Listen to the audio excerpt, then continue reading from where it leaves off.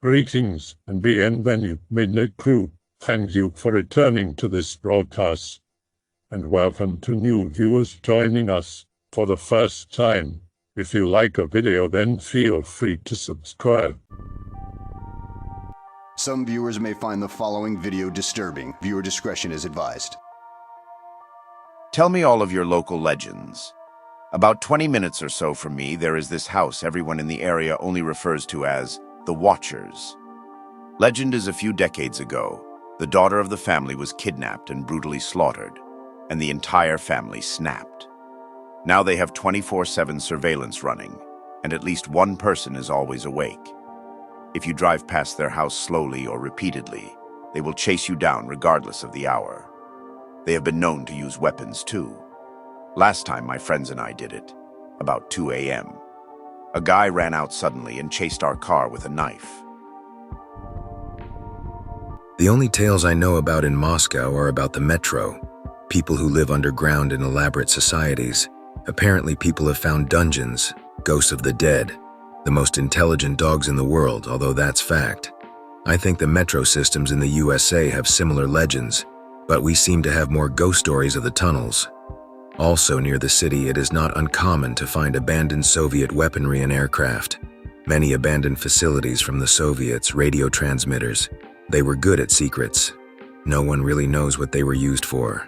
Abandoned villages too. My country is full of this shit. Well, I live near the place they say the UVB 76 station is, but I think most people already know about that. Most of the legends are about secret Soviet technology, like how there is a whole underground system beneath Moscow Metro. In Pavlov, the creepy thing is a radio tower shed with a vicious dog always chained up outside. No one is ever seen coming or going. But the dog is fed somehow. Most things are not creepy, just fact like the chessboard killer, or unable to be proven like theories about Soviets. Although some of these rumored tunnels were proved some years ago when the Rossiya Hotel was being worked on. These tunnels are still active, as in they still have motion sensors and silent alarms that trigger if you walk through them.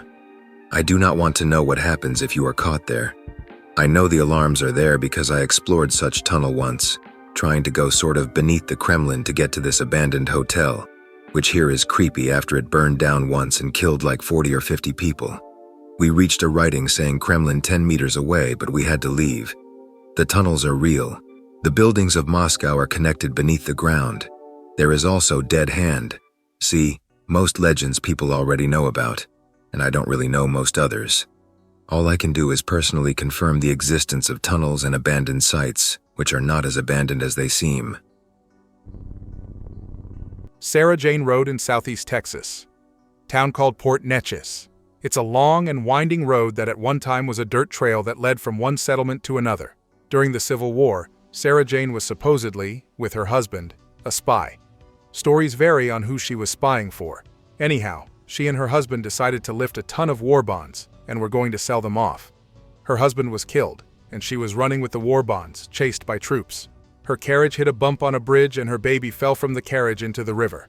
Fearful for her life, she kept running. The baby drowned in the river, and Sara Jane was caught just up the road and hung for a spy. She supposedly now haunts the road, forever doomed to search for the baby she allowed to drown. The road itself is really spooky. Surrounded by woods, no lighting, dark and winding.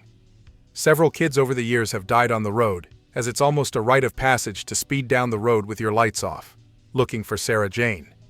People say it's a bullshit story, but I saw her one night with my own eyes when I lived there. No bullshit either. I saw her in a bluish-white dress, walking down the side of the road, a veil concealing her face, at like 2 in the morning. Outside of my city, pretty industrialized, is a town called Allende. Well, this is a letter sent to my mother from my cousin who lived there. Aunt Maya, my mom, shit went crazy right here. This happened about 3 days ago. My friend Luis and his father found a female horse lying outside the farm. So they brought up other farmers and carried her to the stable and let her spend the night there. Around 2 a.m., Luis's father woke up because there was a lot of noise. We first described it to him like neighs mixed with some sort of shout of laughter. But by the time when Luis's father was getting up, He saw Luis already going outside to the stable with a shotgun, so he took his time to get dressed. When he was reaching the stable's barn, he heard a loud thump. As he walked in, he saw his son had fainted and was unconscious on the floor, and the female horse was jumping, ramming, and hitting with her hooves all around. The scary thing, Aunt Maya, is that the horse had bloody eyes, and that they were out of the eye sockets. Luis's father told me that the horse was screaming out loud like a man. At the time, it shouted a creepy laugh just to finish with a piercing neigh. We were shocked at first. It was unbelievable. The horse was like a demon by then, so he took the shotgun off of Luis's hand and shot the horse. By the time he carried his son to the house, he couldn't forgive the scene of the horse, that beast. Luis slept soundly that night. By this time, Aunt Maya, I may tell you, Luis's father forced me to go there and took Luis to a hospital there in the city. When I arrived at the farm, Luis's father told me the story and how creepy the sound emitted by the horse was. So by the time we reached the house, I knew who was making those sounds. Even after getting into his room, I knew what I was going to face. But it was a lot worse there.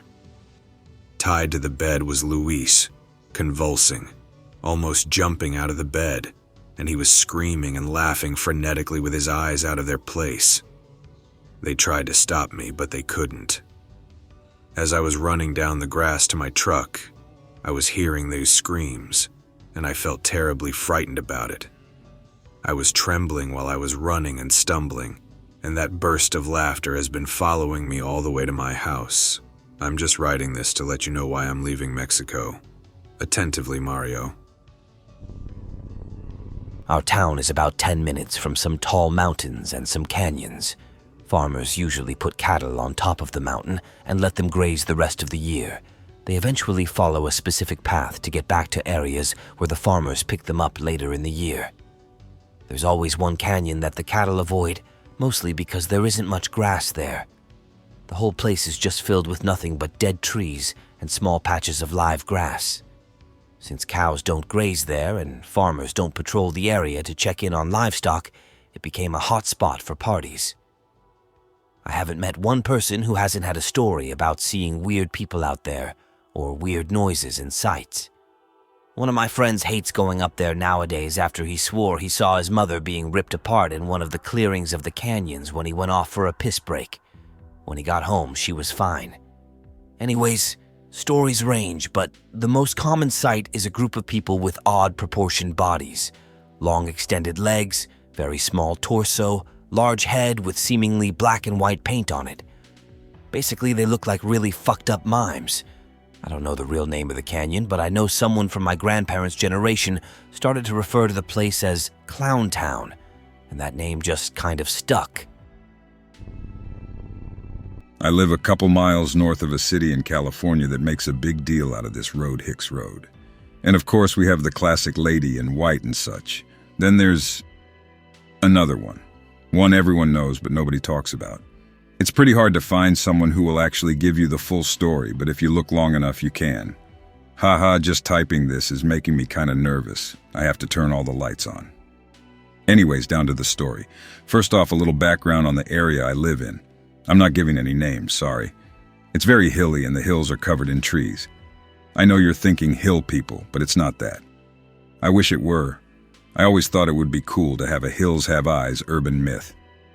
The story goes like this.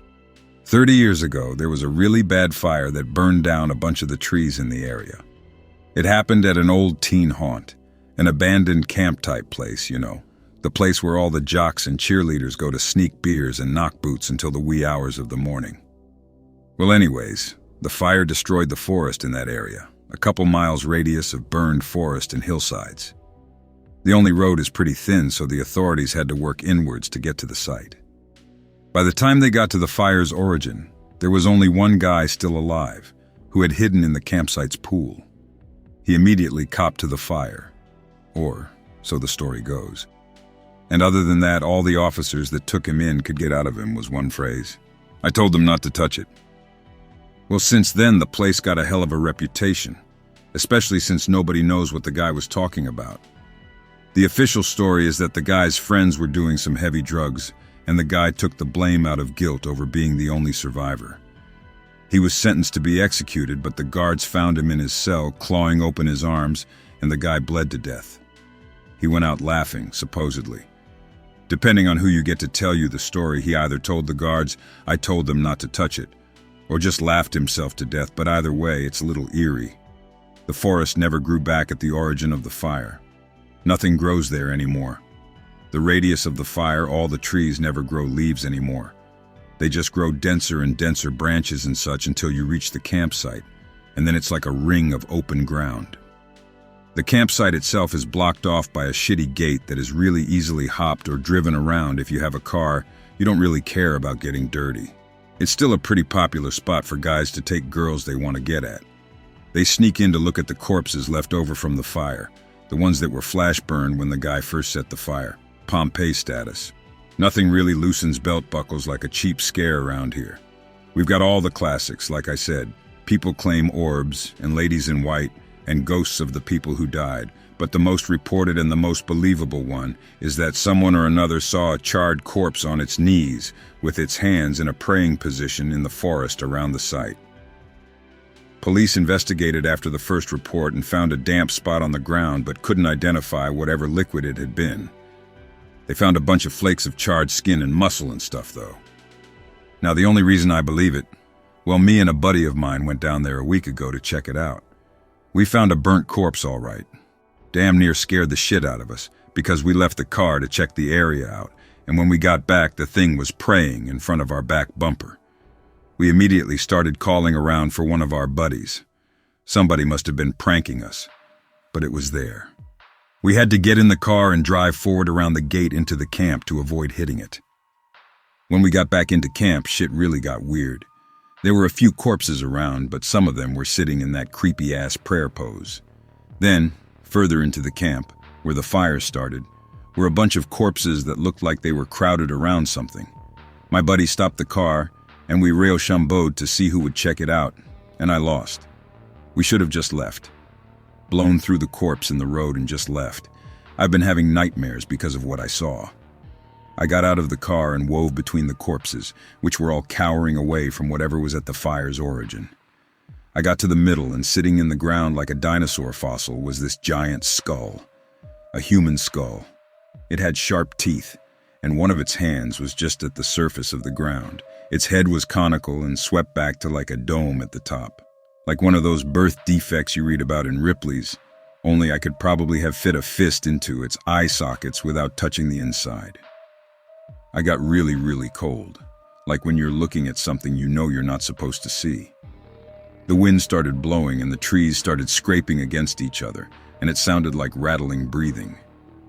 I was already just about pissing myself when I could have sworn I heard the corpse next to me moan. I jumped like a ballistic missile and sprinted back to the car. I dove into the back seat on the driver's side closest to me and told my buddy to get us out of there. He obliged. I guess he could hear the wind, because it sounded like the corpses were moaning. When we got back to the main road and drove around the gate, the corpse that was blocking us was gone. My buddy told me he felt like he was going to shit himself, and I told him that he didn't even know the half of it. I didn't tell him about the skull, though. I told my mom, and that's it. I got out of there, and I am not going back. When I got home, I found a few ashes on my pant leg and found out that I had a hand bruise on my ankle. You can bet I didn't sleep that night. It's scary as fuck because all I can think about now, the one thing I want to do is go back. I don't want to fuck with the corpses or anything. I just want to see that skull again. I want to see if I can just touch it. I think this is just one of those urban legends that goes around a lot of places, but I'll tell you anyway. There's a house near some woods by mine. Apparently it used to be inhabited by an old woman.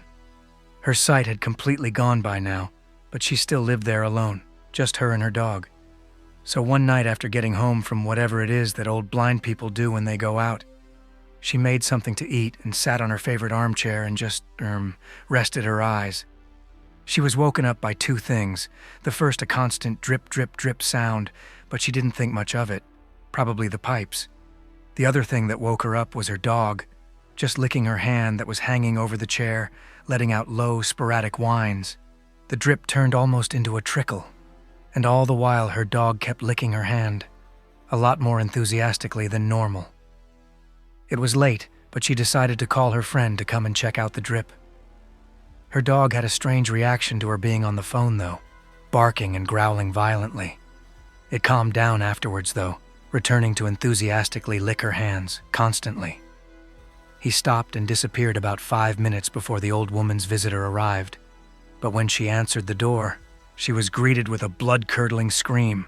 What her friend saw was the mutilated body of a dog hanging from the ceiling, with the drip, drip, drip of its blood hitting the floor, and written on the wall in a dark, fleshy substance were the words, "Devils can lick too."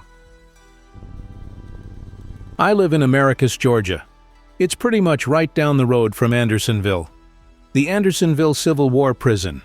As such, there's all kinds of freaky shit that goes down around the rural areas. Three Bridges Road, unrelated to the prison, and on opposite ends of the county, is an old dirt road that has 3 bridges. The road is really wide, and as such, the first of the bridges, also the largest and longest, has a lot of room. Several cars could pass by each other at the same time easily. Story has it some fellas kidnapped a young girl and brutally murdered her and threw her off the bridge. If you do some Googling, you can find the story about the case fairly easily. As far as the supernatural goes, if you're on the bridge from the hours of 2:30 to 4:30 a.m., and you shut your car off and put the keys on the roof and walk to the edge of the bridge, presumably like her murderers, you will be treated to the ghost of the girl rising from the depths to drag you off the edge. And you don't want her to reach you. What's really eerie about it is there have been a handful of people found dead at the bottom with their vehicles in said state. If you take Highway 280 out of Americus going towards Cordeliga, there is a road called Lamar that is a shortcut to the river and Lake Blackshear. It's an old rural road, and you pass through lots of farmland. About halfway from Americus to the river, you will come to a 4-way stop. You take a right, you come out in Leslie. Take a left. You circle back around through some neighborhoods back into Ames. Straight away, though, there is a very nice house on the right side of the road, 1800s old white farmhouse, miles of white picket fencing. The house is abandoned, though the same family has owned it for generations, and it's well taken care of. They moved to New York City. If you drive past the house, you'll see a strange cement block, roughly coffin size. That's just jutting out of the side of the ground, like it's a little hill and the top of the hill is a field. Well, the side of the hill has a cement box sticking out. I don't know how else to describe it. You can faintly make out some engravings on the exposed top, but nobody is really sure what the lady who lies inside is named. There is a hole on one side, and you can look in to find her skull literally staring right at you. It looks like she was buried there alive and shot through the hole. We shined a light into the hole, and it looked like she was shot in the face with a small caliber bullet. Some nights, they say, if you drive by at the right time, and under the right conditions, you'll find yourself seeing her ghost in the mist that gathers around the area, just floating around the grave. Not really that scary, but paranormal nonetheless.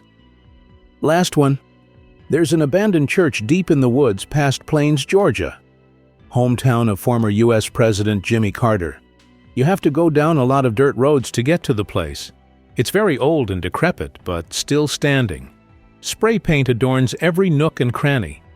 Dead animals are literally everywhere, like as soon as you get onto the property. Inside, the interior is ruined. At the front center, there is a pentagram etched into the floor. It's deeply embedded into the wood, and it looks as if just the outline has been stained a very dark red. Not saying it's blood or anything. Oh wait, yeah, I am. The sheriffs have regularly barricaded the building after some guys found brutally mutilated animals like kidnapped pets and such inside.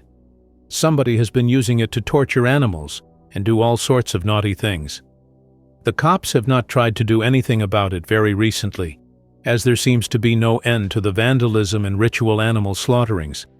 LOL, no matter where you go, you're gonna find some nut jobs. I grew up in Whitewater, Wisconsin, cheesily referred to as the Second Salem.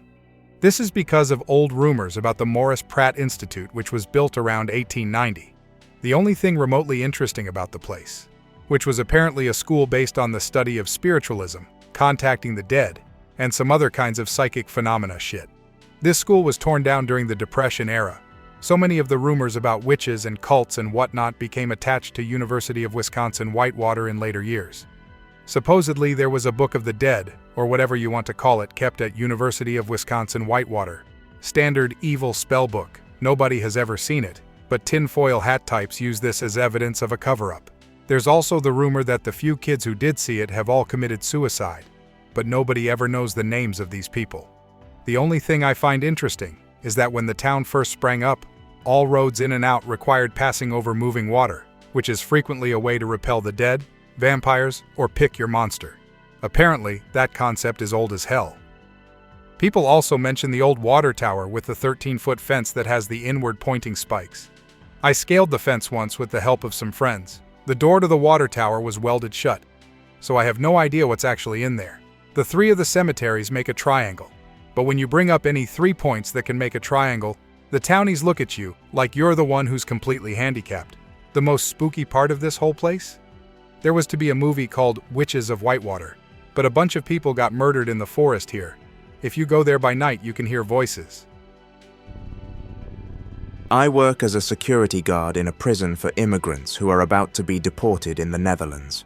Before it was used as such a facility, it was an asylum. There were 2 reported deaths there. One of them was a man stabbed in the courtyard at daylight, and another one was a woman who hung herself in the West Wing hallway at exactly 3 a.m. I'm always working night shifts. I was never afraid of anything. The only reports I heard were about doors making noises in that hallway, etc. My co-workers believed these stories, so one night, being the skeptic that I am, I took them to the West Wing hallway and started moving doors randomly. All the doors were suddenly making sounds because of the wind generated by the door I was opening and closing. So I debunked the ghost story. I thought, as I said, I'm a skeptic. At least I think I am. Because one night I was working on my own, and exactly 3 a.m. I was doing a routine check round the building when I walked past the West Wing hallway. I wasn't going in the hallway I just walked by, but in the corner of my sight, I saw a figure at the other end of the hallway.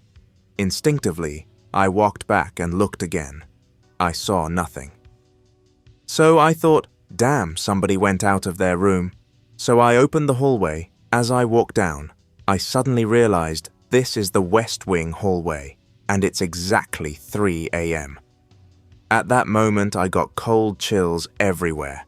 I got very, very anxious all of the sudden. Just my mind giving me shit, you know. When I found nothing in the hallway, I turned around to walk back. I'm not happy to admit it, but I pissed myself. I still don't know what frightened me that much, but I just screamed and stared when I turned around, like I saw something without really seeing it.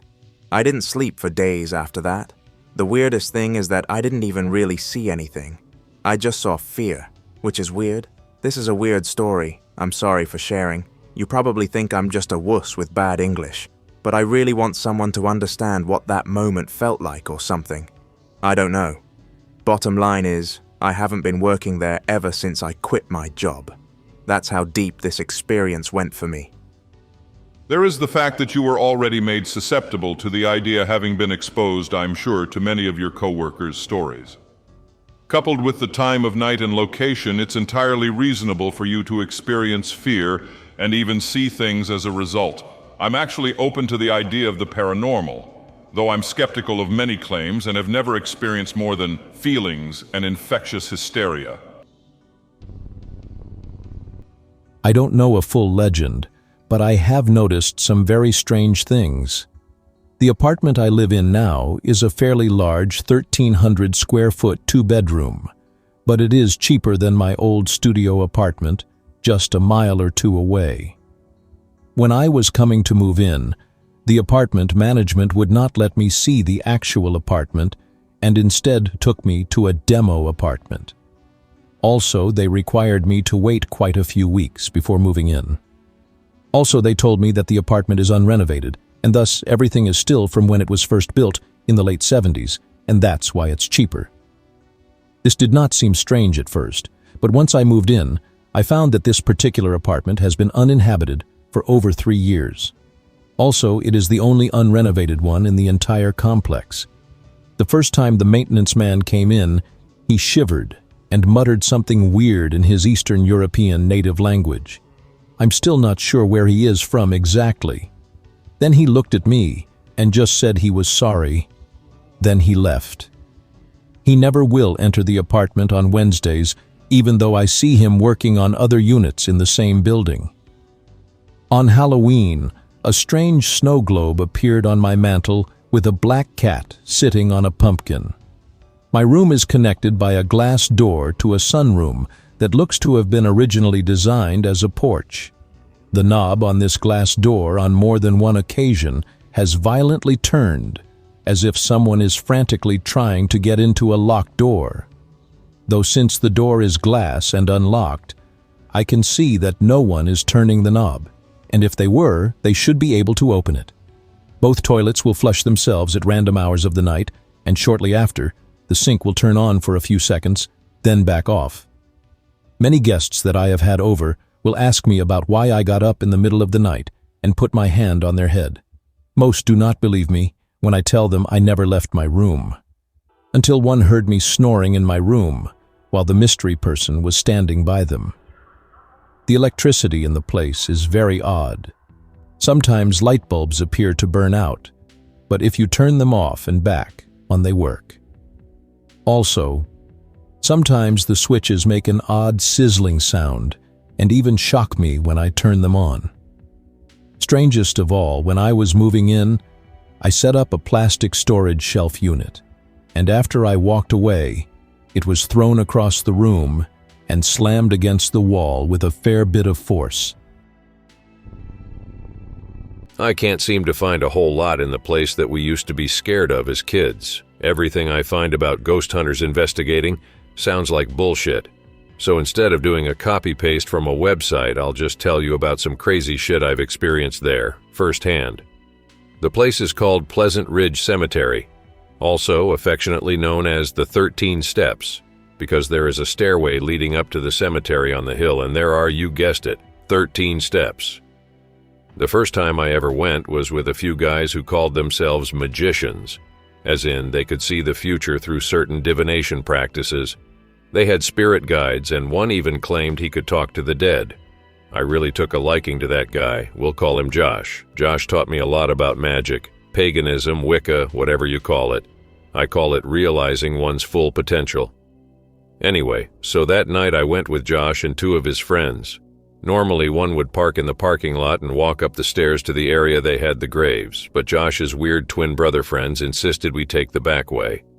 The cemetery is connected to a park by a horseback riding trail. It's heavily wooded and there's a crazy-looking swamp. Since we were taking the back way, we needed some sort of light source to make it through the woods. Of course, the weird twins insisted on black candles. We made our way to the path, and the path splits off a lot and takes you to other parts of the park. This park is huge, so not knowing your way around and only having candles for light is kind of a stupid idea. But we somehow made it, encountering absolutely nothing out of the ordinary at that point. We climbed the fence, and Josh kept close to me, telling me stories of how each person supposedly died. It was a full moon, and the cemetery was very well lit, so well lit that this one grave glowed really bright. I was instantly attracted to it and sat down on the grave and just kind of took it all in. The grave I was sitting on belonged to a little boy named Thomas, who had died when he was only a year or 2 old. He was buried right next to his parents, who had a much nicer gravestone than him. Josh told me some bullshit story about how the family died, and we suddenly realized the twins were missing. A few seconds later, they came sauntering out of the woods, talking about how their spirits guides were telling them to get out of there, so they started back through the wooded path. Josh and I stayed. We sat at the top of the steps, and I kept staring at Thomas's grave. Suddenly, we started seeing a bunch of fireflies, but they weren't yellow, they were blue and purple and pink. Josh swears they were fairies. I swear our minds were playing tricks on us. But WTF do I know? A week earlier, I had seen this guy make it rain, out of nowhere on a totally cloudless day. Finally, we headed back to the path and found the twins by the swamp, waiting for us. Nothing too out of the ordinary that trip, but I couldn't get Thomas's grave out of my head. For some reason, that bright white gravestone was burned into my mind. I went back with some friends periodically over the next few months. I took a lot of pictures during that time, some of which people would call ghostly, especially around Thomas's grave. There would always be orbs and weird mist. I still have these pictures somewhere around here. I could probably dig them out of a box and scan and upload for proof. I felt a weird connection with Thomas for some reason. Maybe I just felt so horrible that it was the youngest dead body buried there. Or maybe it was the way it glowed so much brighter than all the other graves, despite how old and dirty it was. The kid died in 1881, if I recall correctly, so that gives you an idea of how fucked up the grave looked by 2001. Another time I went with some friends during the day. Sherry's car died as soon as she put it in park. It was a brand new Jeep. I don't know if Jeep makes quality vehicles or not, but a lot of people have reported their cars dying once they enter the parking lot and not being able to start it up when they want to leave. Once you get into the cemetery, there are a lot of graves, but just to the right is a grassy area, which I assumed is reserved for future dead bodies. I noticed in that bare, grassy area that there was a patch of grass darker than the rest. The darker grass formed a pentagram. So perfect. It's not like the grass was burned or anything. It was like a different color of the same kind of grass was growing in the shape of a pentagram. I took pictures of it and went back every few days or so to keep taking pictures of it. The pentagram eventually moves its way into the woods, oddly enough. There had been supposed reports from my friends of hooded people going in and out of the woods doing some kind of ritual, but I know that had to be bullshit unless it was people like Josh and the twins. The only real legend-esque story around where I live now is the haunted Toys R Us. Apparently the store is located where this mentally handicapped farmer used to live. But one day, he fell inside his well, or accidentally hit his own leg with an axe and couldn't get back in time to get help. It changes from who I hear it from. Anyways, in the store, toys are always slapped down from the shelves, and girls that go into the store with long blonde or brown hair sometimes feel something playing with their hair. Apparently there's a high school that's haunted too around the area, but I don't know much about it. Those two stories weren't that interesting, but back in my father's village in China, there was a spot we were never supposed to go, especially at night.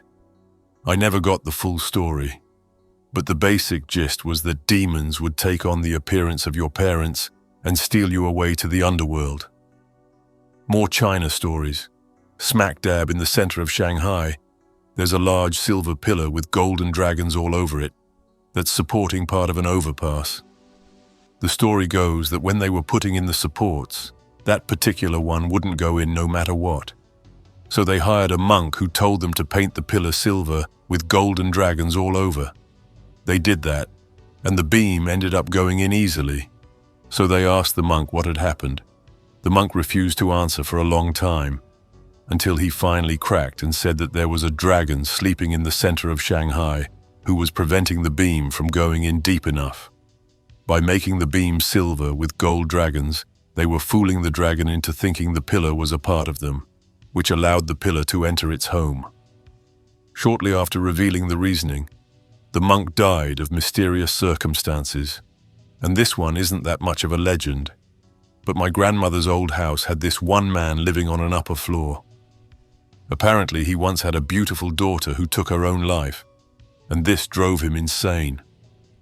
Sometimes in the middle of the night I would wake up and hear him stomping his feet and yelling some unintelligible things before stopping. There was this huge brown stain on my grandma's ceiling above where I assume his room was. In all my years visiting there, I only saw the man once. He was tall, and not just for an Asian. Skinny as hell with shock-white, wispy hair that frizzled everywhere, standing straight out like you see in cartoons after something scares a character. He was walking down the stairs, and I saw him from behind. That was the only time I've ever seen or heard him exit out of the room. Ever. Worthing in England. There are some woods near here called Clapham Woods. This is near the South Downs, which are a network of hills on the south coast of England. In the 70s, 2 or 3 people went missing, and 1 or 2 of the bodies was found in the Clapham area. The police found nothing, and people were shitting bricks, so some guy decided to post an advert telling people to come to him if they have any information about the murders. He was doing his own amateur investigation. Someone called him up and told him to meet at the Chestnuts, which is part of Clapham Woods. Dude goes there, and the caller speaks to him from the bushes so he can't be seen. Tells this guy if he keeps looking, he's going to end up dead because the friends of Hecate operate in these woods, and powerful people are in the group. Say they did the murders and would be in the woods for 10 more years. Basically, these guys are some sort of occult group, but more about that in the next post. Guy keeps investigating and someone rams his motorbike with their car. Pulls a gun on him in the main street of the town telling him to drop it. Not many people have guns in England. Shit like that never happens, especially in Worthing because it's just boring, big town. But we have like 4 or 5 times as many old people's homes over nightclubs, tons of graveyards, funeral places, etc.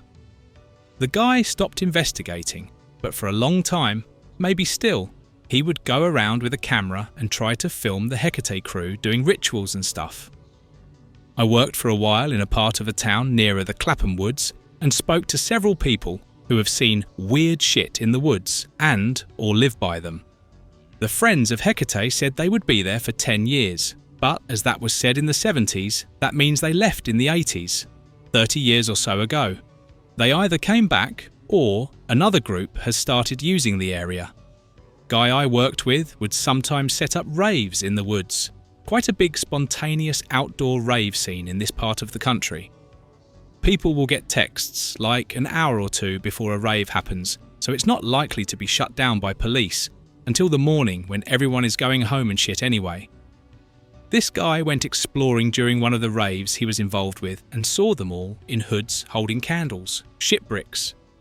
He's also seen tons of spoons hanging from the trees tied with string, and also chairs in the trees. Once I found an upright burning tree. Other guy I worked with told me that animals have been shot with longbows, and also hooded weirdos have been seen with medieval swords doing rituals. Seems like these people make a regular thing of around in these woods. There are 2 rings on the South Downs near here, Chanctonbury Ring and Cissbury Ring. Cissbury is where the Wiccans go to do whatever, and apparently Chanctonbury is where the badasses go. Cissbury was an Iron Age fort and had a ton of flint mines. The edge of the fort still remains, but it just looks like a big earth ring that you can walk up. These sites have been important for thousands of years, so I'm guessing this has something to do with why all the funky people use it for magic. Plenty fucked up paranormal shit happens here too. Smoke that takes animal shapes, UFOs, all sorts of crazy shit. I've personally been told of openings in mid-air producing spectral figures. You can actually find detailed accounts on the net, and I've heard the threatened investigator released a book on the whole subject. You know how down in Southern California they've got wind power? I'm sure you've seen them. They show up as an accompanying picture every time they talk about wind power. They're located in this huge valley that acts as a perfect wind tunnel. Thing is, back before they decided to purpose the area to harness the wind, it was a massive cactus field. If you stood in the center of it, you wouldn't be able to see the end. Just cacti for as far as the eye could see. Not just normal cacti either, the kind that have flowers that only bloom in the moonlight. Apparently, the local Native American tribes used to send young men into these fields to retrieve fruit as a sort of rite of passage or something. Several of them never really came back. The warning went that if you couldn't find your way back out of the field by sunrise, you never would.